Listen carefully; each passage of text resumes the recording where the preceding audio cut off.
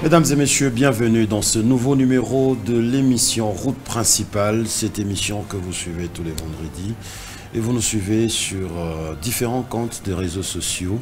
Merci pour la fidélité, nous avons le retour, nous avons vos messages, merci pour tout ça et aussi pour la considération.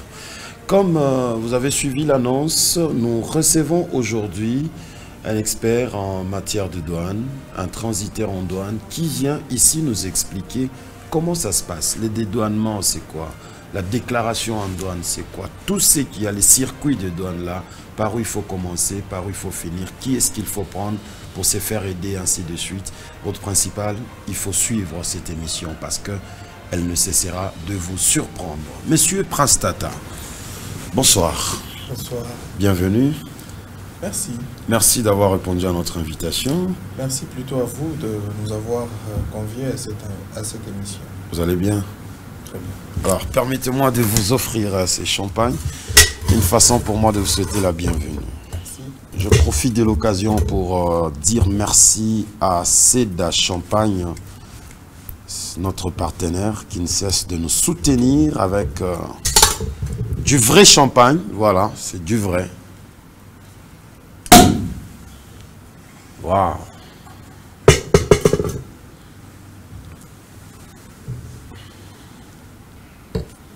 Voilà. Prenez votre verre. Bienvenue chez nous. Tchin tchin. Merci.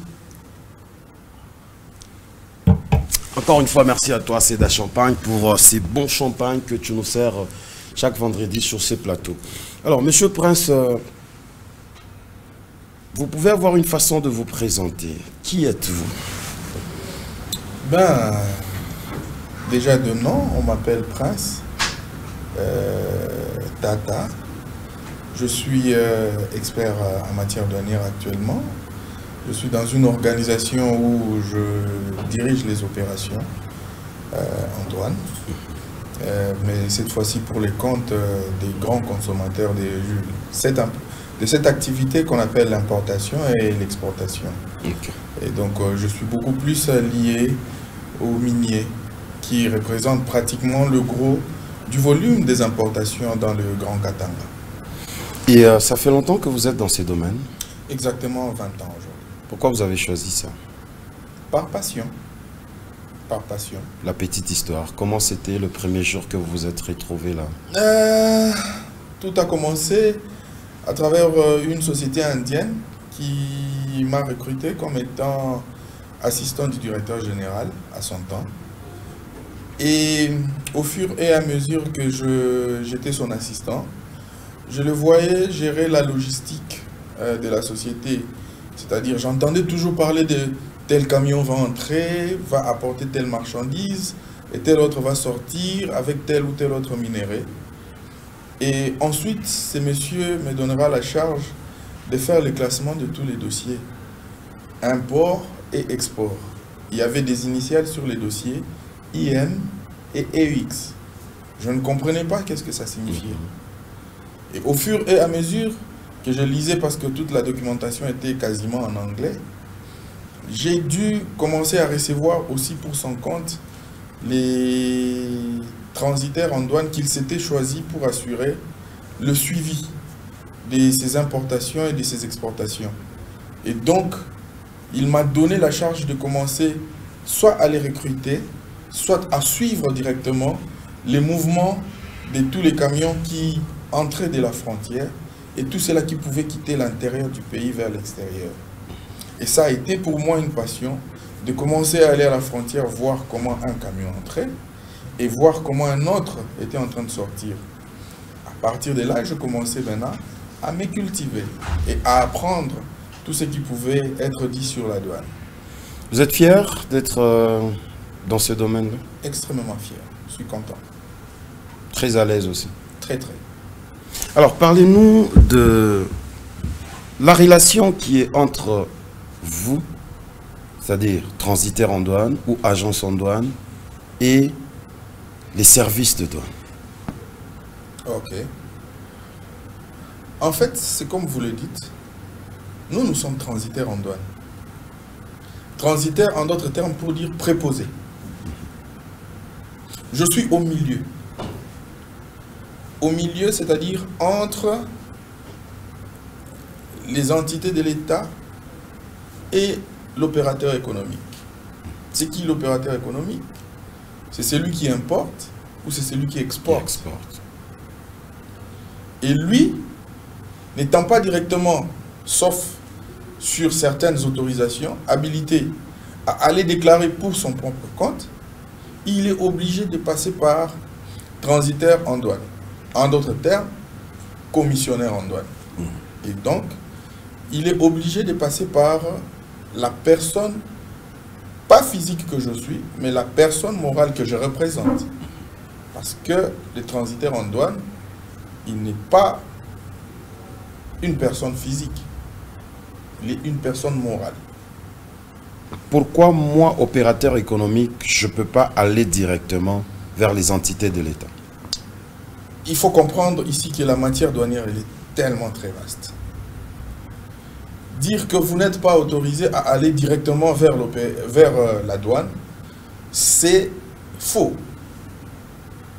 Les textes réglementaires en RDC régissent ce domaine. Vous avez en effet le droit d'y aller. Vous pouvez aller. C'est-à-dire, personnellement, je peux importer une marchandise. Vous pouvez importer, vous pouvez la présenter vous-même au niveau de la douane et solliciter l'imposition pour vous permettre de payer les droits et taxes y afférents. Mais c'est sous réserve d'avoir rempli certaines conditions que nous trouvons dans des textes. Voilà. Alors, pourquoi nous devons passer par vous, commissionnaire? Parce que nous sommes justement cette entité ayant la maîtrise de tous les textes réglementaires. De manière simple, c'est ça qu'il faut comprendre. Nous maîtrisons les textes, nous vous conseillons, nous vous demandons, nous vous disons ce que vous devez faire, et sur base de ce que vous devez faire, nous présentons ce que vous nous donnez comme mandat vers l'autorité de tutelle qui est la DGDA. Alors dites-nous, aujourd'hui nous voulons un peu dans des termes très clairs, que les gens sachent comment ça se passe, cette procédure, ce processus-là de dédouanement. Je vais payer par exemple mon véhicule, je le paye au Japon ou à Dar es Salaam. Pour qu'il me parvienne, qu'est-ce que je dois faire? Il faudrait comprendre ici qu'il y a beaucoup d'intervenants. Je vous parle de la douane dans le sens clair de ce que doit représenter le processus de dédouanement. Voilà. Je ne vous parle pas de ce qu'on entend dans les brousses, voilà, à la frontière, non. Il y a beaucoup de choses qui se disent. Hein? Effectivement. Mais je vous parle de ce que prévoit la loi. D'accord. Il faudra dire d'abord que le processus de dédouanement est encadré par des textes.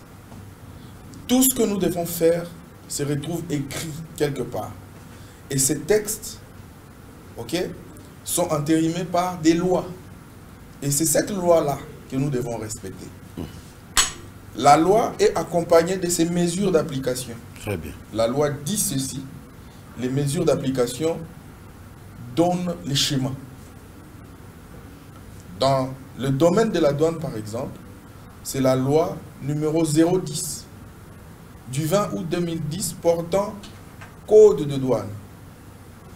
Et après ça, derrière ce code de douane, il y a une instruction du directeur général, il y a un décret du Premier ministre et il y a un arrêté du ministre ayant les finances dans ses attributions qui constituent les mesures d'application justement de cette loi. Et tout ce que nous devons faire est écrit et transmis fidèlement dans tous ces textes-là. Mais ça ne suffit pas, parce que dans le processus de dédouanement, il y a plusieurs intervenants.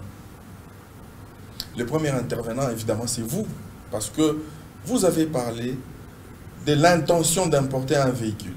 Voilà. Monsieur Hervé, que vous êtes là, vous avez besoin d'importer un véhicule. Et vous vous référez à nous, commissionnaires en douane. Mais avant de commencer par passer par nous, vous devez vous-même d'abord terminer les process d'achat de ces véhicules-là, comment vous les faites? Comment vous faites cet achat-là? La loi nous dit ceci. Là, je vais venir dans la réglementation d'échange. La réglementation d'échange stipule que sur toute importation ou exportation d'une valeur, ok, CIF, on va y arriver si tu veux savoir c'est quoi CIF. C'est quoi la valeur CIF, oui. La valeur CIF, c'est la valeur incluant le coût d'achat de la marchandise, y majorer les frais de transport et l'assurance. CIF, jargon anglais qui signifie Cost, Insurance and Freight. Ok. La loi dans la réglementation d'échange prévoit que pour toute marchandise ayant une valeur CIF de plus supérieure ou égale à 2500 $, puisse faire l'objet d'une souscription d'une licence d'importation ou d'exportation. Vous regardez sur nos sites internet où vous pouvez faire des achats en ligne des véhicules. Vous demandez un prix du véhicule rendu du Japon jusqu'à la frontière de Kasumbalesa. On vous dit 4500 $. Par exemple, vous qui avez besoin de faire cet achat-là, vous devez, puisque la réglementation d'échange vous soumet à la souscription d'une licence, c'est pour éviter que les capitaux puissent voyager en main. On veut la présence des banques pour vous assurer ces transactions. Voilà. On vous demande d'aller souscrire une licence. Cette licence, ça veut dire, ça vous donne mandat maintenant d'effectuer les paiements via la banque, qui va parvenir jusqu'à votre fournisseur, c'est-à-dire votre vendeur, qui peut être au Japon, aux États-Unis. Et ce dernier, en ce moment, va vous fournir votre facture commerciale.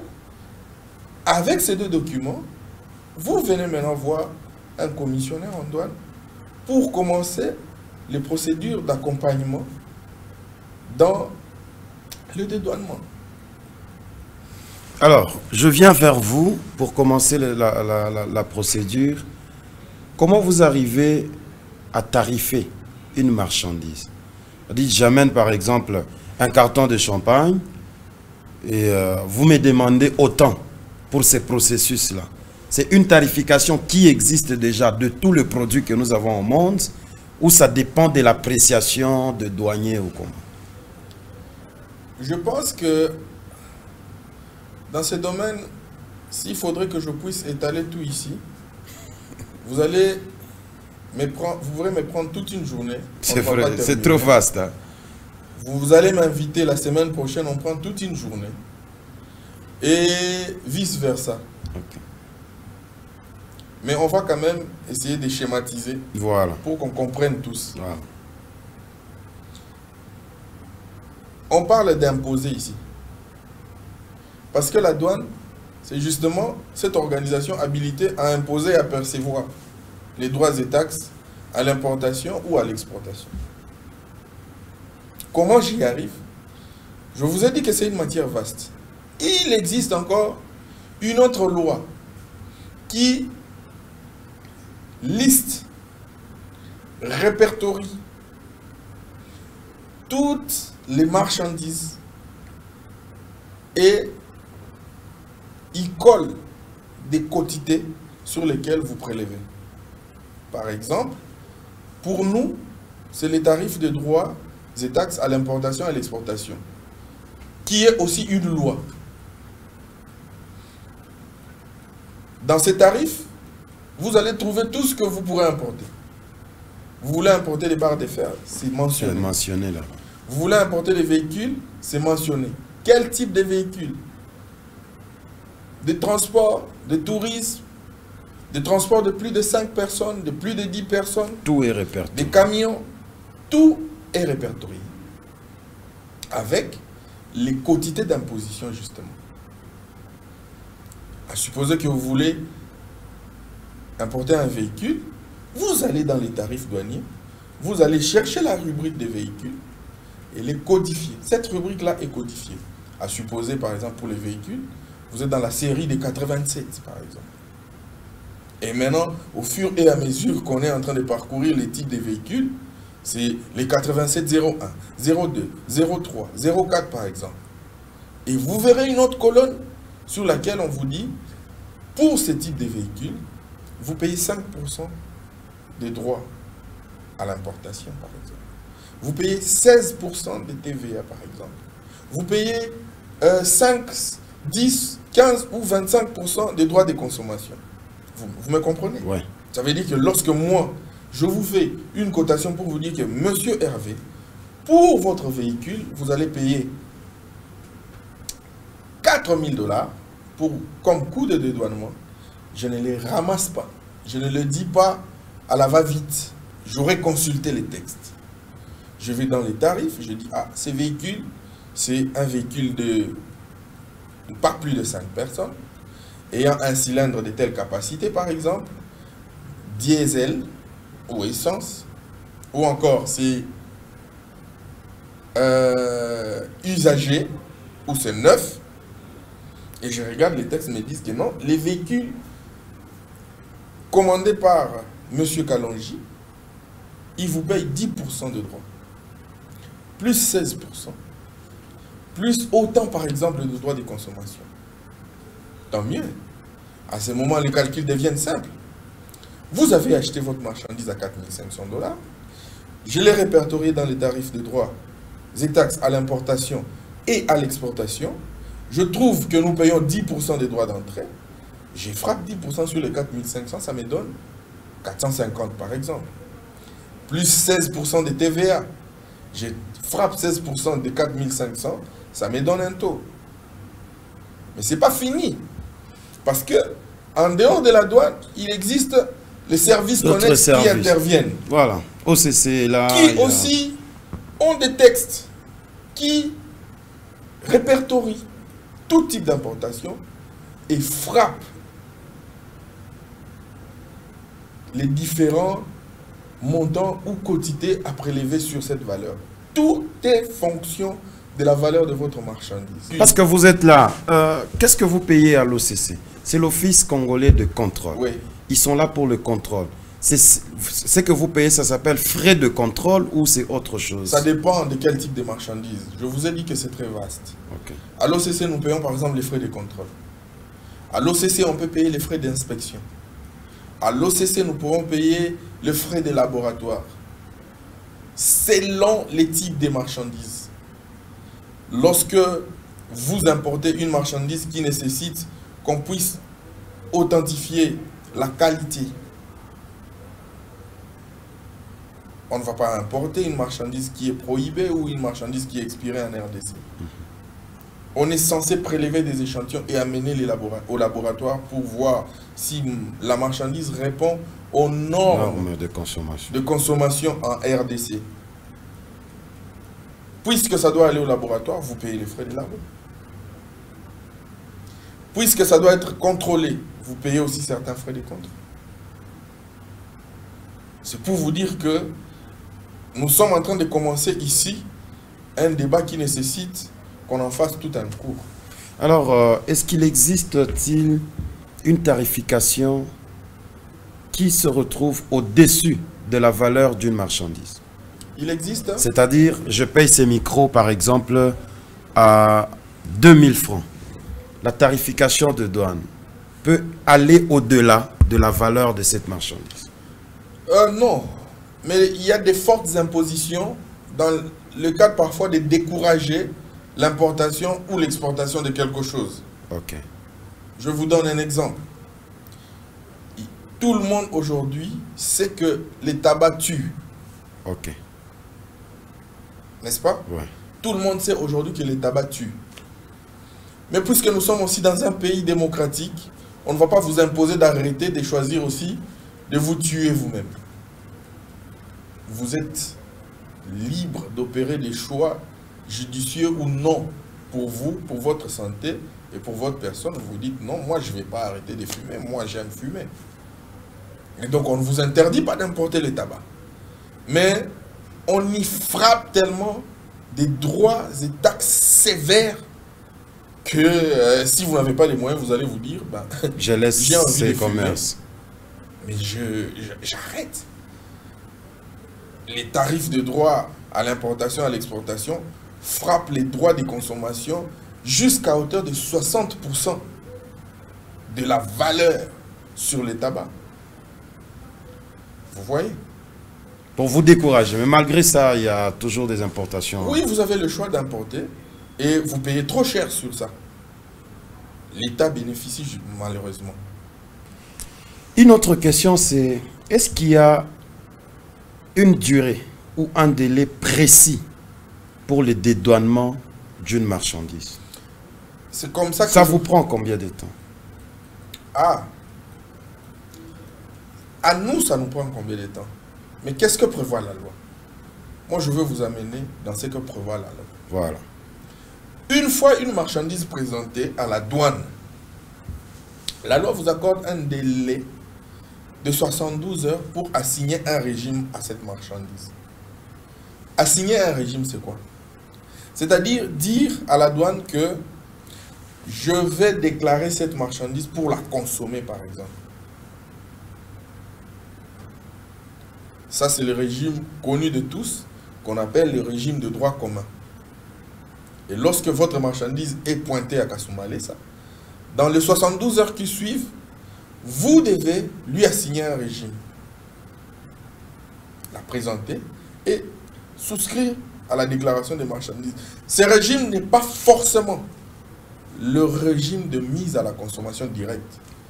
Il y a plusieurs régimes douaniers. Plusieurs régimes douaniers. Le plus usuel, c'est le régime de mise à la consommation. C'est-à-dire, la marchandise arrive, vous déclarez, vous payez les droits et taxes, et on vous donne votre marchandise, vous commencez à la consommer. Mais c'est un champ tellement vaste où une marchandise peut aussi venir en RDC temporairement. Ok.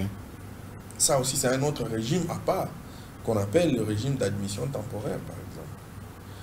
Il se peut que vous pouvez commander votre véhicule, mais aujourd'hui, vous n'avez pas les moyens, une fois que ces véhicules arrivent en RDC, pour le consommer.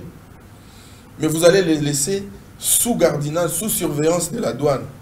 Mais il faut lui assigner un régime. Et là, les textes prévoient que vous utilisez le régime de mise en entrepôt. Pour combien de temps? Pour le régime de mise en entrepôt, la loi prévoit que lorsque vous mettez la marchandise dans un entrepôt public, que cette marchandise soit conservée pour une durée d'1 année. Mais lorsque vous la mettez dans un entrepôt agréé et privé sous douane, la loi vous laisse jusqu'à 3 ans. Et on a toujours vu la douane organiser la vente aux enchères, c'est-à-dire il y a des marchandises qui ont fait longtemps. Comment ça se passe pour que la douane se saisisse? C'est la conséquence directe de ce que je viens de vous édicter ici, de ce que je viens de vous évoquer ici. Une marchandise mise en entrepôt public pour une durée d'1 année, pour qui le propriétaire ou son préposé ou son commissionnaire en douane ne s'est pas présenté, expose cette marchandise justement à la vente aux enchères. Parce que la douane peut arriver à une conclusion pour dire que cette marchandise, elle a été abandonnée. Elle ne va pas continuer à bloquer mon espace ici. Donc je dois évacuer cette marchandise. Encore, malgré que c'est 1 année, ça ne veut pas dire que c'est 1 année automatique. On avance, non. Il y a des mesures d'application. Après les 1 année, la loi demande au receveur principal de douane de tenir informé le propriétaire de la marchandise en lui octroyant encore un délai supplémentaire de 30 jours pour se présenter. Si dans les 30 jours rien n'est fait, en effet, il doit encore lui laisser un autre délai de 15 jours. Et c'est après seulement que la douane peut faire une réquisition à la vente aux enchères au niveau du parquet. En ce moment, cette démarche n'est plus une démarche de la douane uniquement. La justice qui intervient. Ça devient une démarche de la douane plus la justice qui vont intervenir. C'est pour épuiser toutes les voies de sortie, pour donner la chance à l'opérateur économique de rentrer en possession de sa marchandise. Et la loi prévoit que jusqu'à ce que la vente aux enchères n'est pas effective, le propriétaire de la marchandise peut toujours revenir, payer les droits et taxes, les frais d'entreposage y afférents, ok, et récupérer sa marchandise. Ok, on y va avec des questions directes, ce qui s'est dit, ce qui complique un peu les gens. Quand est-ce que la marchandise doit être saisie et frappée peut-être de frais de contentieux à la douane? Vous venez de le dire, contentieux. Contentieux qui dit litige. Quelles sont les causes? Qu'est-ce qui amène les transitaires dans ces difficultés-là? Parce que c'est vraiment une difficulté. Dans le code de douane, il y a tout un chapitre qui parle de contentieux. Dans le code de douane, tout un chapitre. Et les contentieux, c'est toute une liste d'infractions bien citées et stipulées dans les textes. On va même plus loin jusqu'à dire que ce qui peut être considéré comme n'étant pas une régularité, mais dont la douane constate une irrégularité, on les flanque dans une forme de fourre-tout. Dans le code des douanes, il existe un article 384 du code de douane, par exemple, qui prévoit que toutes les inexactitudes, toutes les omissions, les oublis sont frappés là-bas. Et là, c'est plus ou moins la pénalité la moins chère dans le code de douane, parce que là, vous êtes frappé entre 500 et 2 millions de francs. Mais les autres contentieux, ils doivent être d'abord qualifiés. Les fautes, les peines doivent être qualifiées. Pour répondre à votre question, qu'est-ce qui amène des contentieux? C'est justement le non-respect de l'application de ce que prévoit la loi. La loi prévoit que lorsque une marchandise quitte, c'est un exemple, quitte Kasumbalesa et doit être déclarée en Lubumbashi par exemple, qu'elle emprunte une voie qu'elle-même a déjà tracée via des textes. La conduite en douane veut que, ça s'appelle justement la conduite en douane. Vous quittez Kasumbalesa, vous prenez l'axe Kasumbalesa, vous prenez la route, contournement. Si la marchandise est destinée à aller par exemple à Bolloré, vous allez à Bolloré, vous la mettez là-bas et vous commencez le process. Vous, Hervé, parce que on vous a contacté à la maison pour dire qu'il y a un visiteur qui est là, vous quittez ce tronçon, vous prenez Cimetière, vous allez vers Kaboulamechi par exemple, vous entrez d'abord chez vous, vous dites bonjour au visiteur, et puis vous reprenez la route, c'est une faute. Même si vous n'avez pas touché à la marchandise. C'est une faute. Seulement parce qu'elle n'a pas respecté... Vous n'avez pas respecté la conduite en douane de la marchandise.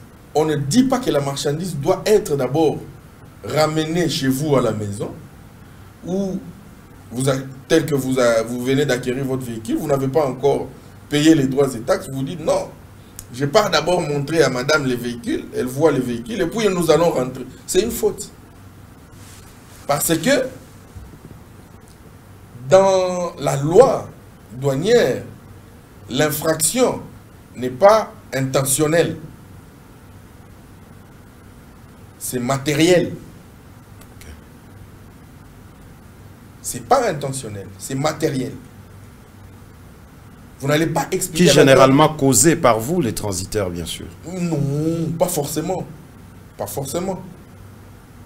Généralement, on voit certains clients, certains opérateurs économiques se retrouvent dans des difficultés. La loi prévoit qu'il y a les auteurs, les co-auteurs, les transporteurs. On a vu beaucoup d'opérateurs économiques pleurer, oui, parce que la marchandise a été retenue à la douane.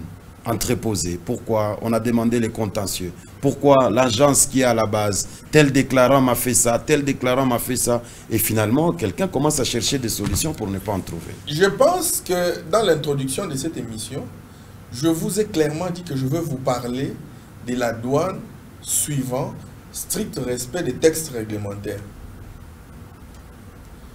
J'ai vaguement ramassé le fait qu'il y a la bourse qui intervient, il y a ceci, il y a cela. Je ne fais pas la douane des problèmes. Je fais la douane qui cadre avec les respects des textes réglementaires. C'est logique ce que vous dites, parce qu'aujourd'hui, pour être beaucoup plus clair encore, on peut parler aussi de la fraude douanière. C'est elle-même qui est la cause des problèmes. Et cette fraude, c'est à tous les niveaux. Elle est embellie par qui? Ben, par des personnes véreuses, des mauvaises personnes, des personnes mal intentionnées qui ne veulent pas respecter les textes. Ils disent que là-bas, ça traîne. C'est là mon coup, c'est. Les circuits normaux, là, ça traîne, ça prend beaucoup d'argent. Bon, il y a un petit chemin là pour faire les histoires rapides. Et puis... Alors devenez criminel aussi, vous aussi aujourd'hui. Dites-vous que aller travailler le matin, gagner son pain quotidien tel que vous êtes en train de faire là, ça traîne. Le mieux à faire, c'est d'aller tuer et prendre ce qui ne vous appartient pas. C'est exactement la même chose. La loi dit, vous ne devez pas sous-évaluer la marchandise.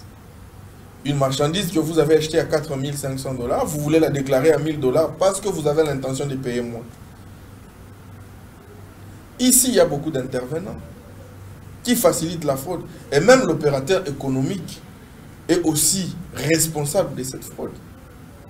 Parce que lorsque moi je veux me présenter chez un opérateur économique qui me demande de lui présenter une taxation pour sa marchandise, lorsque je lui fais des calculs normaux, ce dernier sursaute. Il faut aussi reconnaître que la douane congolaise, elle est quand même trop chère, oui. Mais tant qu'elle n'a pas encore changé, c'est celle-là. Et uniquement à celle-là qu'on doit s'adapter. Est-ce que dans le circuit lui-même, dans le circuit officiel, il n'y a pas de magouille? Pardon? Dans les circuits officiels, là, on oui. ne parle pas de la fraude ou de la bourse. Dans les circuits officiels, au sein de la douane, il n'y a pas certaines magouilles qui se passent? Il ne faut pas me faire dire des choses ici. Non, vous êtes de la boîte. Il ne faut pas me faire dire des choses ici que je n'expérimente pas. Il existe beaucoup d'irrégularités dans ce secteur. Et c'est pourquoi aujourd'hui, les gouvernements congolais commencent à y mettre beaucoup des yeux. Et c'est bas pour perfectionner ces domaines. Vous allez constater qu'au fur et à mesure, tout est en train d'être automatisé et informatisé. C'est pour éviter l'apport de la main, le contact avec les capitaux directement. Il y a beaucoup d'intentions derrière.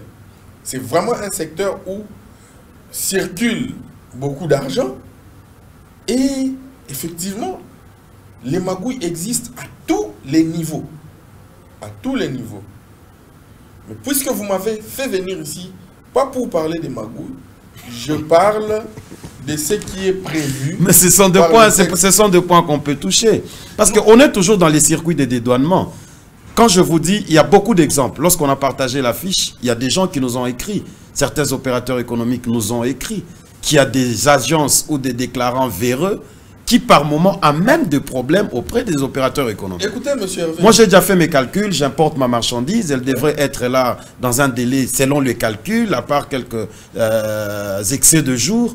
Mais on retrouve la marchandise retenue à la douane parce que c'est les déclarants qui a mal fait les choses, parce qu'ils cherchaient à sous-évaluer, parce qu'ils cherchaient à coopérer avec les douaniers. Et finalement, la brigade tombe sur ma marchandise, elle est bloquée. Pourquoi ils coopèrent?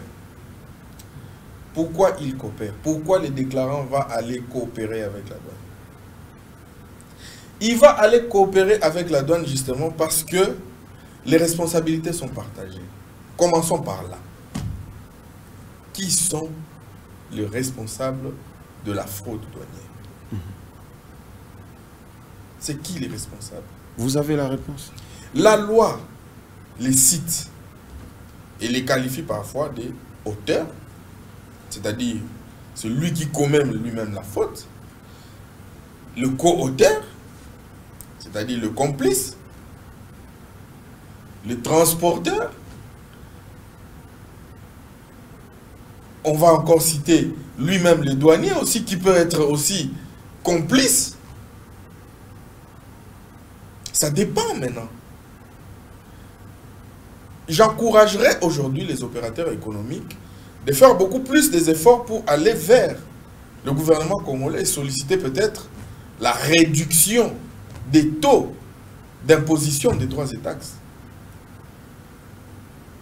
Vous importez un véhicule et sur ce véhicule, on vous frappe 20% des droits d'entrée. C'est beaucoup, non? Par rapport à d'autres pays? C'est comme ça que lorsque vous allez importer votre véhicule, vous n'allez pas vouloir accepter de payer 20% par exemple de 4 500.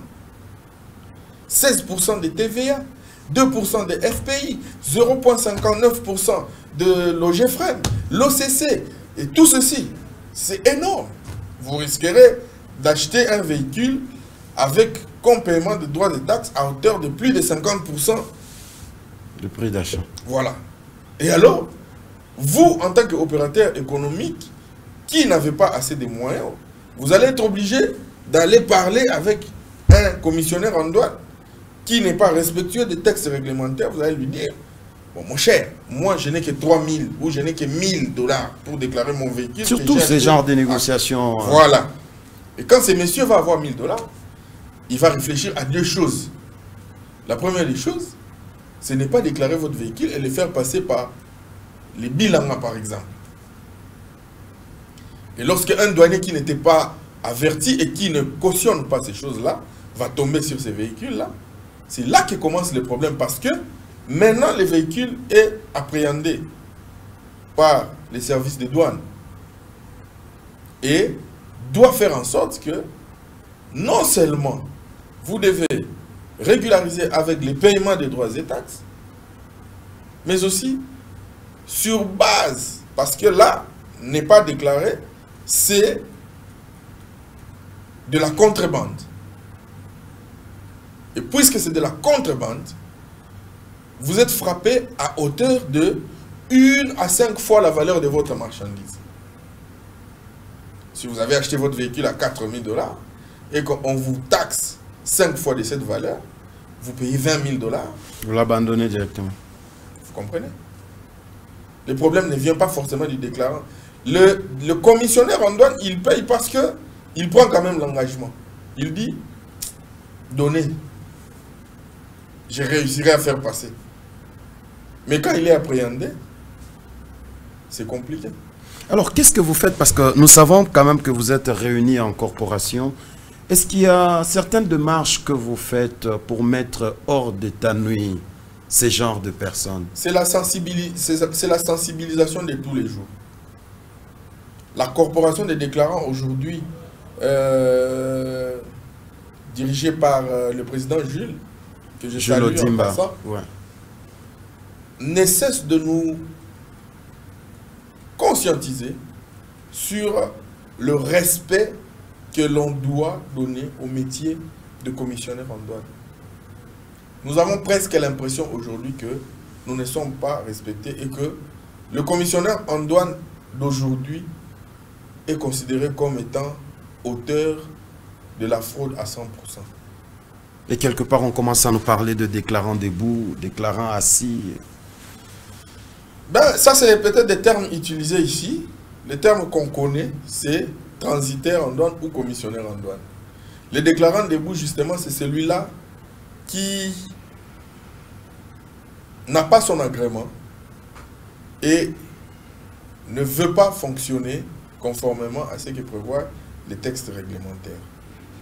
Nous encourageons ces déclarants debout qui sont nos frères, nos sœurs, à être beaucoup plus respectueux des textes et à venir nous rejoindre dans notre bataille qui est celle de nous rapprocher des autorités de ces pays, leur faire part de nos difficultés et trouver des solutions tant soit peu pour rendre facile ces métiers que nous sommes en train de faire aujourd'hui.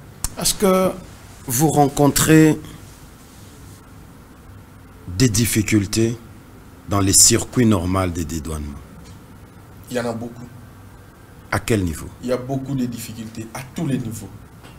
La première difficulté, par exemple, c'est la gestion du système douanier automatisé. Puisque tout est informatisé, nous avons besoin d'une meilleure qualité de connexion.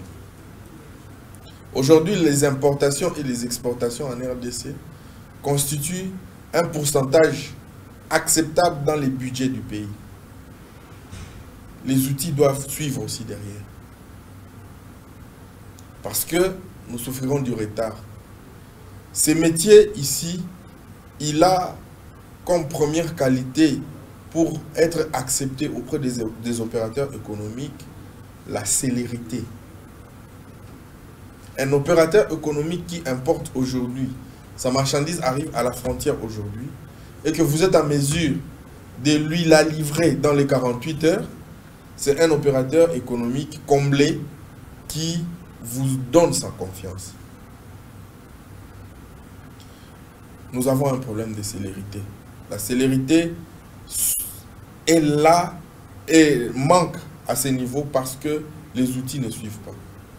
Les outils plus la disponibilité des acteurs qui doivent intervenir. Parfois, c'est les douaniers qui ne sont pas là. Parfois, c'est l'outil lui-même qui est down pendant des heures. L'outil d'abord n'est pas bon. La main-d'œuvre. Il y a plusieurs importations, mais moi, à mon niveau, je pense qu'il n'y a pas la main-d'œuvre nécessaire pour couvrir tous les volumes d'importation et exportation. Ce qui est à la base de peut-être certaines congestions, des embouteillages, plein de camions au niveau de la frontière, dans les entrepôts. Ça fait partie de ça aussi, mais aussi pour la congestion actuelle, celle que nous connaissons actuellement, c'est le pays voisin qui n'arrive pas à suivre le rythme de la RDC. C'est plus de 2000 camions à gérer sur la journée au pays. Au Congo, nous avons réussi avec les sociétés Trafigo, par exemple, à mettre en place des bons parkings qui peuvent accueillir jusqu'à 1000 camions. Mais du côté de la Zambie, rien que pour les imports et les exports, la Zambie a un parking qui ne peut que récupérer 300 camions. Mais tous ces parkings-là, ça vous bouffe aussi l'argent? Ça bouffe qui? Lorsque vous, les importateurs, vous devez payer les droits des parkings, ainsi de suite. Et dans les responsabilités, c'est comme je vous ai dit, M. Kalonji, c'est vraiment très vaste. Les parkings, par exemple, ne peuvent pas être pris en charge par les transitaires en douane ou l'opérateur économique. C'est le transporteur. Mais c'est contractuel aussi. Voilà pourquoi je vous dis que c'est un métier très difficile. Nous avons des targets et nous avons des timings. Tout se passe au niveau du timing. Il y a un certain délai. Ce n'est pas parce que c'est les transporteurs qui payent les parkings que je vais faire de mon mieux pour ne pas terminer les formalités douanières pour terminer les formalités douanières au bout d'une semaine, 2 semaines, 3 semaines. Non. Il y a une période de franchise que le transporteur me donne. Il me dit, tu as 2 jours. Au 3e jour, au-delà, ça m'écoute parce que maintenant, c'est moi qui n'ai pas respecté mes engagements.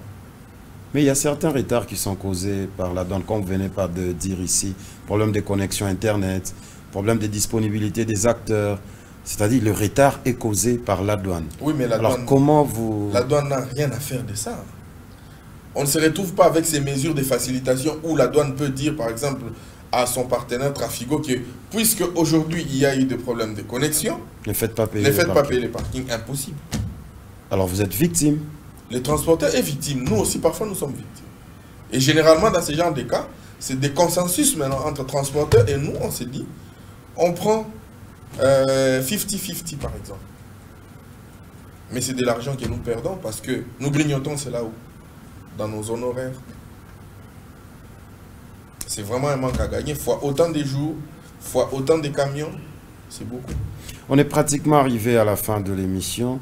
S'il vous est demandé d'adresser un message aux opérateurs économiques, ou ceux qui vont commencer aujourd'hui les affaires, ils doivent se fier à qui?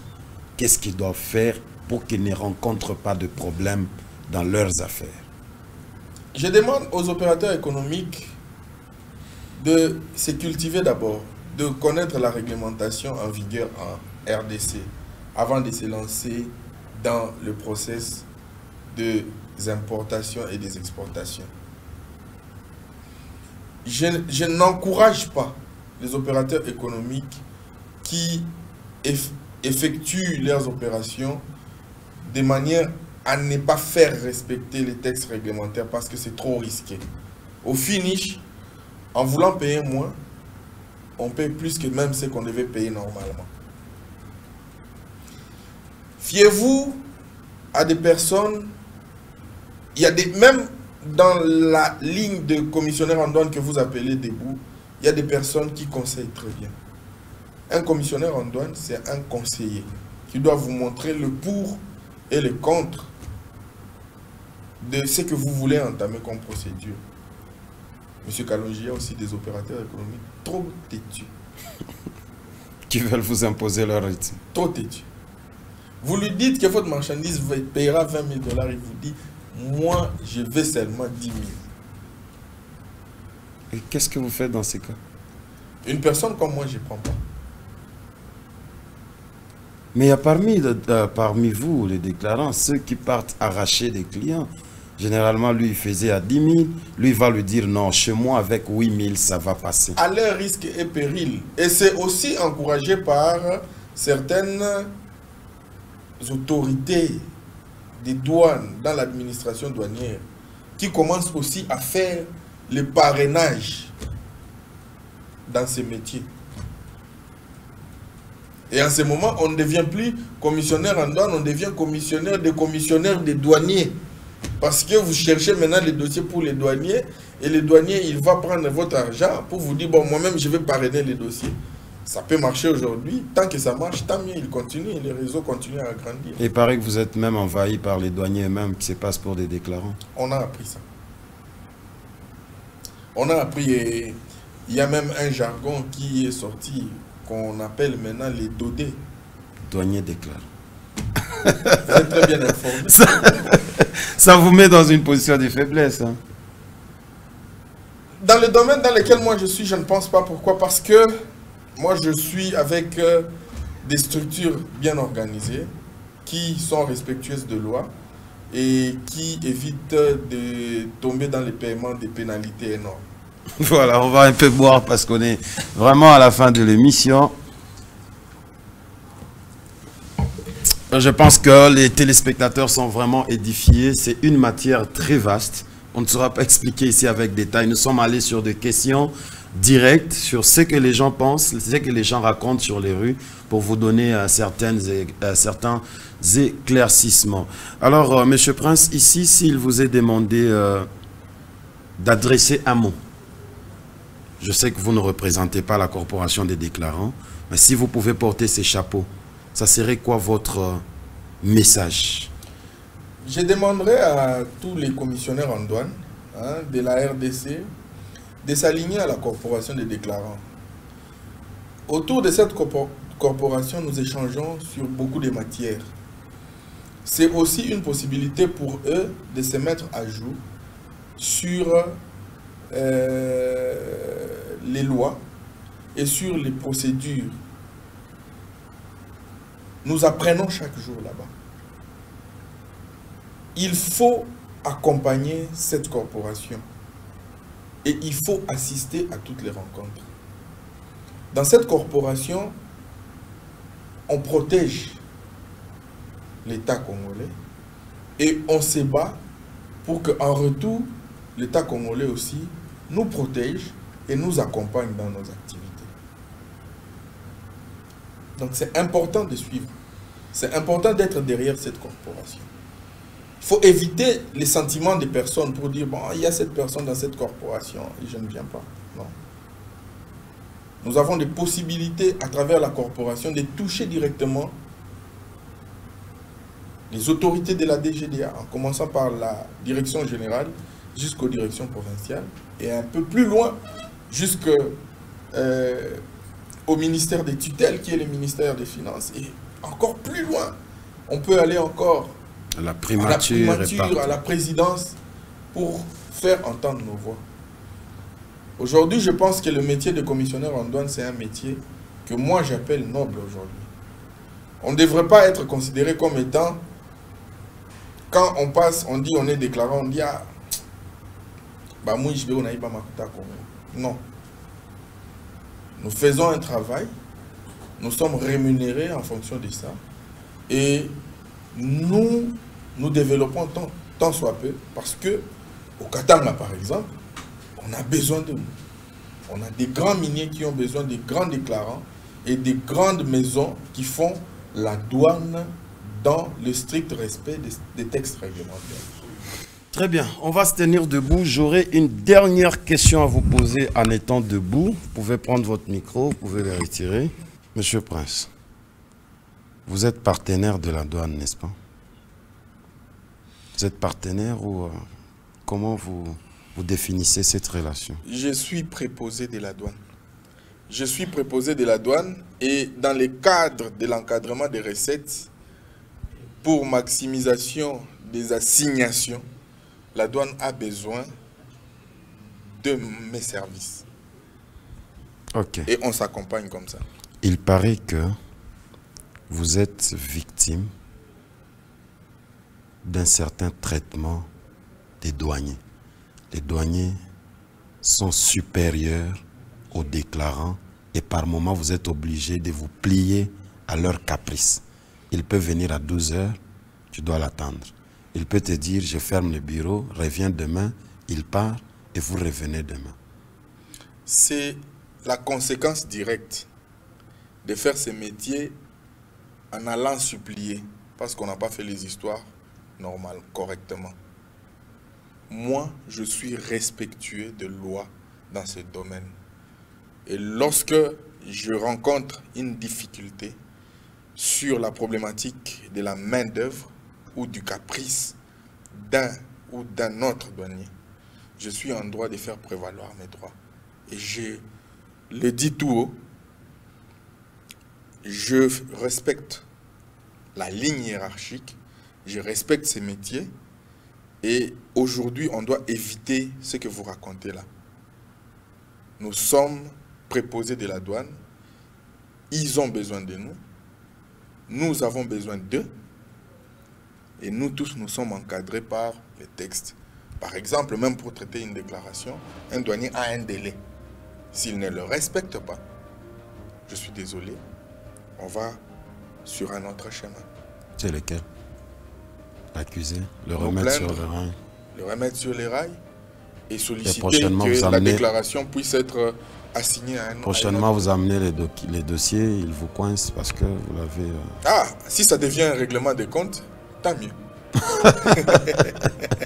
Voilà, mesdames et messieurs, nous sommes arrivés à la fin de cette émission. Un message dans une minute à tous les opérateurs économiques déçus par les comportements certains transitaires en douane. Je pense que les opérateurs économiques m'ont suffisamment entendu ici et j'espère qu'un jour, je vais revenir sur ces plateaux pour... Cette fois-là, je vais amener les textes, on va aller matière à matière. Après matière. Voilà. Mais je demande aux opérateurs économiques d'être plus méticuleux dans le choix de leurs commissionnaires en douane. Il ne faudra pas, puisque la cotation est moins chère, suivre forcément ces chemins-là. C'est un chemin qui peut être entaché de beaucoup d'embûches et de difficultés. Autant mieux se renseigner sur les textes et c'est facile de savoir que ici il a taxé par excès ou par défaut. Le but, c'est de faire les histoires correctement. Merci. Mesdames et messieurs, nous sommes arrivés à la fin. Route principale de ce vendredi 24 juin 2022 vient de prendre fin. Je vous retrouve prochainement pour autre chose. Au revoir.